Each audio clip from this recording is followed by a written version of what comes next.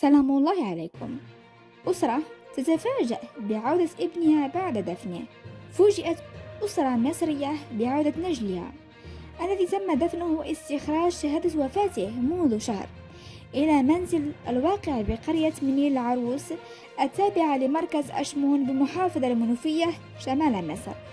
وبدأت الواقعة بترك أحد شباب من ذوي الاحتياجات الخاصة منزل أسرته بعد رفضه العمل مع والده في أعمال الزراعة بالأرض التي يمتلكها منذ نحو شهر ونصف، وهو ما استدعى قيام الأسرة بعمليات البحث واسعة بعد تغيبه وانقطاع أخباره.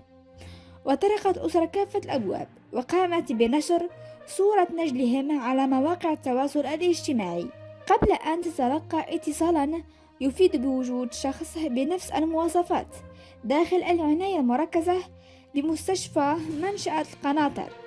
كان قد وصل المستشفى نتيجة حادثة قطار وبه إصابات بالغة، وعندما توجهت الأسرة إلى المستشفى تم إخطارها بوفاة الحالة، لتتولى الأسرة بعد ذلك عملية نقل الجثمان ودفنه في جنازة كبيرة حضرها جميع أبناء القرية.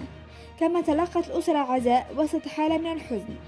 ومساء أول أمس الخميس فوجئت الأسرة بالشاب الغائب يعود إلى منزله بعدما انقطعت أخباره وسط حالة من الذهول والتساؤلات بشأن هوية الجثة التي تم دفنها في مقابر الأسرة.